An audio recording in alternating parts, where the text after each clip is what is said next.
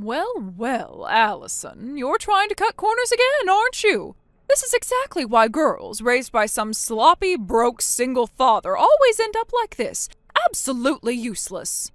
London, I'm sorry, what are you even talking about? That was a very sudden attack, and I don't see where it's coming from. Oh, don't play dumb with me. You were about to serve up lazy food again, weren't you? Were you seriously about to feed my son that kind of garbage? Lazy food? I don't understand. What do you mean? Your fridge! It was packed full of pre-made side dishes. I saw it with my own eyes. Wait, are you saying you went inside our house again while we weren't home? I simply stopped by to borrow something, and while I was there, I took a look around to see if my son's wife was keeping the home properly. There's nothing wrong with that, is there? There's everything wrong with that. I've asked you before. Please don't let yourself in when nobody's home. At the very least, can't you wait until Flynn or I are present and let us know beforehand? And now you're dodging the topic. Typical. You always try to shift the blame when you're called out for your own failures. We're talking about those pathetic pre-made meals in your fridge, not your boundaries. So you really think having pre-made dishes is cutting corners? Absolutely. Especially that excuse of a meat and potatoes stew. What were you even trying to do with that? Meat and potatoes? Wait, do you mean that stew? Yes, if that's what you call it. The vegetables were cut unevenly, the broth was tasteless, so just appalling. So I threw it away. You what? I threw it out. There's no way I'd let Flynn eat something so bland and half-hearted. That dish, Flynn made it. What? My father's friend brought us fresh potatoes the other day. Flynn got really excited and said he wanted to try cooking something on his own. So he followed a recipe step by step and made that nikujaga himself. You're telling me Flynn made that? Yes, he's been getting more and more interested in cooking lately. He's been flipping through recipe books after work and practicing with the basics. That stew was something he was really proud of, and you threw it away like it was trash? You let your husband, a grown man, cook for himself? I'm sorry, I'm not sure how that's relevant. Unbelievable. That alone proves you're a failure as a wife. But more importantly, don't you dare ever serve him reheated meals again. And from now on, make sure he eats better food, not the leftovers from yesterday. What exactly do you mean by better? I saw you the other day at the supermarket. You were buying marked down meat and wilted vegetables. I saw you looking through the clearance bin like a scavenger.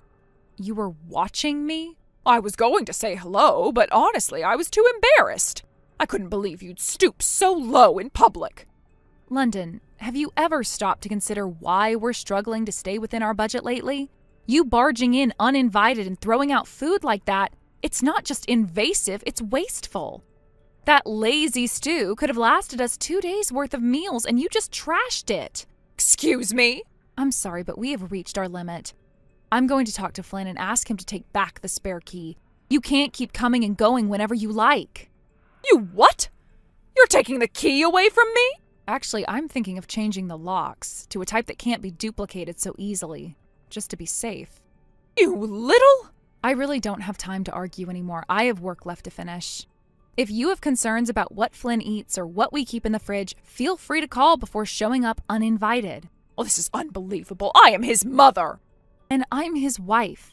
He's an adult, London. You don't get to decide what he eats, where he eats, or what time he gets home. And you certainly don't get to dictate how I manage our meals at home. You're going to regret this. Maybe, but at least I'll regret it with my dignity intact. Now please leave.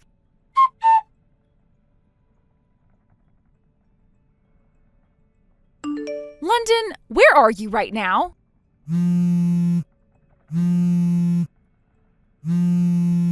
I have been calling and messaging you for over an hour and no response. And I need you to return the spare key, remember? Still nothing. London, come on, I can see that you've read my messages. Yes, calm down. What is it now? When you stopped by earlier today, you took something from the house, didn't you? I already told you. I sent a message saying I was borrowing something. The conversation about your disgraceful cooking was just a side note. That wasn't the main reason I dropped by. Then give it back. Excuse me?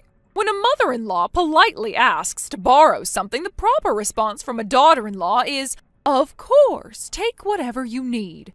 not screaming demands. Then come when someone is actually home. You can't just let yourself in like that, London. I did message you that I'd be borrowing something. Don't act like I didn't give you a heads up. A vague message saying I'm dropping by to borrow something isn't enough. You didn't say what you were taking. Some things are precious. I don't want just anyone grabbing whatever they like from my home. You're being ridiculous. If you're going to obsess over every little item, you're clearly not cut out to be the wife of this family. Stop trying to twist this around and justify your behavior. You took something deeply personal, something that mattered to me. What are you even talking about? The dress you took. That was my mother's dress. It's one of the only things I have left of her. This thing? Oh, that explains the weird pattern. Such a dated look. Oh, figures it would come from a cheap background. You knew. You knew, didn't you? And now you're pretending you didn't? Even knowing, it's not like it's anything special. You're acting like it's some priceless heirloom when it honestly looks like a thrift store reject. Then give it back! Well, that's going to be difficult right now. Why? Because I'm wearing it. What? A friend of mine invited me to a last-minute theater night. She said, let's make it a bit classy, everyone in dresses. But the problem was my own dresses were all at the cleaners.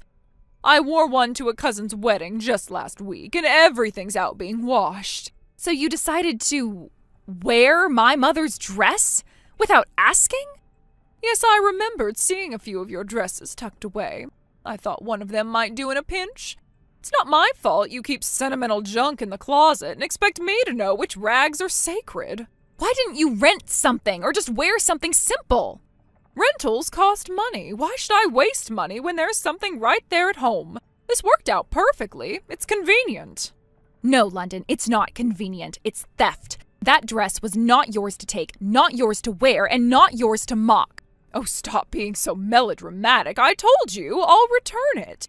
It's not like I'm keeping it. You're blowing this out of proportion. You don't get to decide what is or isn't a big deal. That dress was the only thing I had left from my mother. It was hers. She wore it on the last birthday we celebrated before she passed. You had no right. Oh, please. You can't live your life clinging to old rags and memories. Let it go already. She's gone. Don't you dare. I really don't have time for this. The performance is starting. I'm turning my phone off now. London, don't you dare hang up on me. Toodles.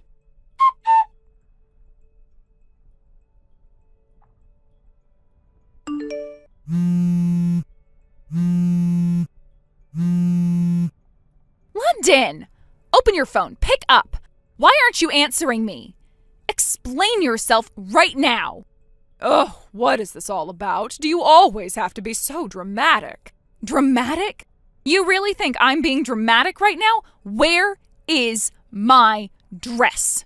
Don't play dumb. The heels and ribbon were in the case, but the dress was gone. The dress. My mother's keepsake, the one I trusted you to bring here safely. Where is it? Oh, that. Right, yeah, about that. Start talking now. So, my friend, the one I went to the theater with yesterday, she saw the dress when I opened the bag and she was obsessed with it. She said she'd never seen anything so unique before, and she begged me to let her have it. Kept going on and on, wouldn't shut up about it, so I gave it to her. You gave it to her? You gave away my dress. The only thing I have left of my mother, and you gave it away like it was nothing? Oh, don't make it sound so harsh. She really loved it, and I didn't want to sour our friendship by saying no. You seriously prioritized your friendship over my mother's legacy? Do you realize what you've done? Oh, come on, it's not like it was some priceless relic. It's just a dress. And besides, it looked kind of old, honestly. Worn. Don't you dare. That dress was handcrafted. My mother wore it the night she won her final competition. It was her most treasured possession. She made me promise to take care of it. You had no right to even touch it without asking, let alone give it away. Okay. Jeez, you're acting like I burned your house down. I'll pay you for it if it means that much to you. What, like $300? It's worth $300,000. Sorry, what? $300,000. That's what the dress is worth. It was made by a Japanese living national treasure. A one-of-a-kind commission, silk, hand-dyed by a master. Priceless? Maybe, but insured for $300,000. That's a joke, right?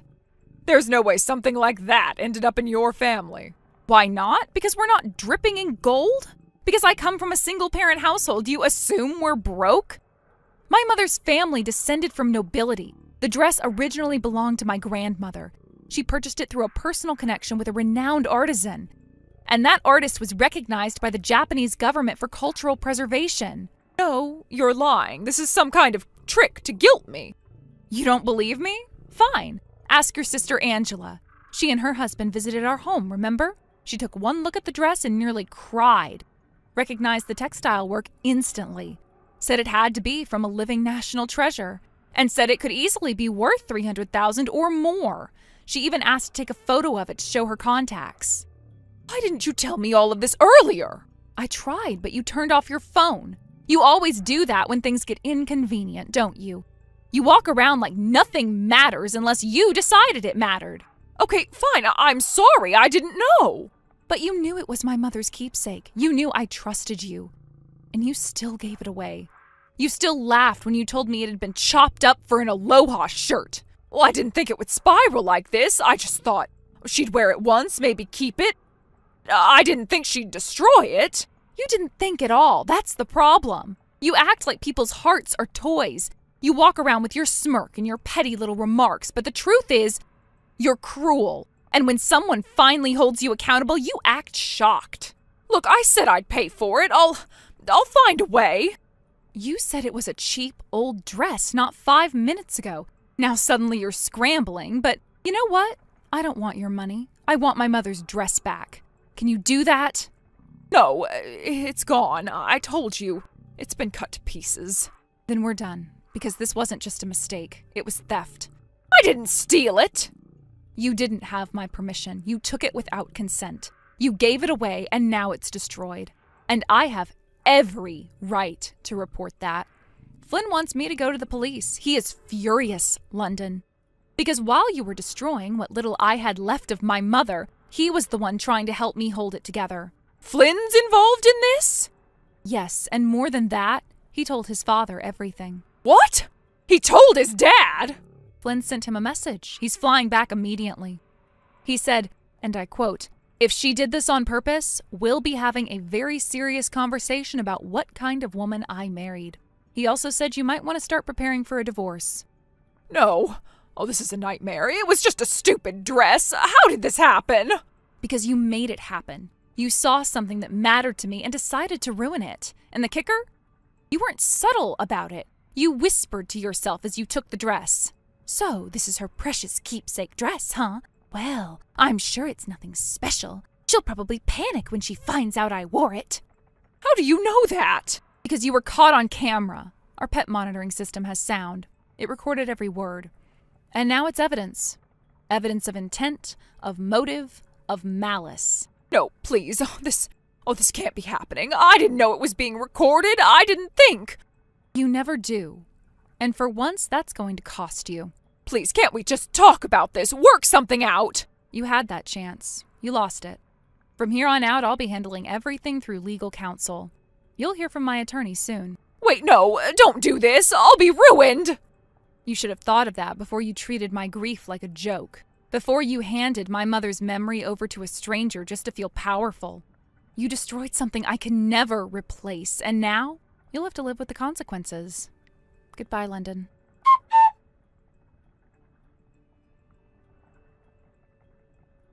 The following day, my father-in-law returned home from his post in another city, having been informed of everything that had happened in his absence. The moment he stepped through the front door and saw the tension in the air, he knew something was wrong. But once he heard the full story, every reckless, selfish act that had unfolded, his rage boiled over. I had never seen a man look so completely betrayed by the people he trusted most. His face, usually calm and composed, was hardened with fury and disbelief. He didn't waste time with shouting or theatrics. No, his response was far more final. He immediately told my mother-in-law that their marriage was over. No more discussion, no more second chances, just a quiet, steely declaration that it was finished. Apparently on his way home, after speaking with several family members and reading messages I had sent him to explain what happened, he had already stopped by the city hall and picked up the divorce papers. Now, with unwavering resolve, he placed the documents in front of her and told her to sign them. And she did. Perhaps out of guilt, perhaps out of shock, or perhaps because she knew she had no defense left. But that wasn't the end of the story, not by a long shot. For the infamous wedding dress, the one that held so much sentimental and monetary value, it had been recklessly cut up and turned into a gaudy aloha shirt, all for the sake of some tasteless joke. The person responsible for sewing the dress into that awful garment was one of my mother-in-law's close friends. At the time I was furious, but I had assumed she knew the dress's significance. It turns out she didn't. She had been told it was just some old fabric my mother-in-law no longer cared about. When the truth came out, she was horrified. A few days later, she visited me in person, bowed her head low, and dropped to her knees in front of me. Tears welled up in her eyes as she apologized again and again, saying she had no idea what she had been asked to destroy. She begged for forgiveness, saying that she couldn't live with herself if she didn't try to make things right. I never wanted to see anyone grovel like that. I didn't need her to do that. I could see she was genuinely remorseful. She wasn't the one who needed to bear the full weight of this disaster, but she insisted. As a result, she proposed a repayment plan for the cost of the destroyed dress. She would handle the entire financial burden out of her own pocket. Not because I asked her to, but because she said her conscience wouldn't allow her to do otherwise. That kind of integrity, it honestly surprised me. Later, I found out something else that made everything make a little more sense. This friend of my mother-in-law's wasn't just any ordinary person. She was actually a wealthy businesswoman. She owned a factory, managed a successful textile enterprise, and had more than enough resources to cover the damages. And this is where the irony truly hit home. She decided that my mother-in-law would pay off the debt herself by working in her factory. Yes, the same woman who once bragged about being too refined for manual labor was now waking up before dawn to put in hours on the production floor. Her friend had offered her a position out of mercy, a way for her to make amends through honest labor. I heard from mutual acquaintances that she's been grumbling every day since, muttering things like this wasn't how her life was supposed to turn out and how unfair everything is. But honestly, I can't feel sorry for her, not even a little. She did this to herself.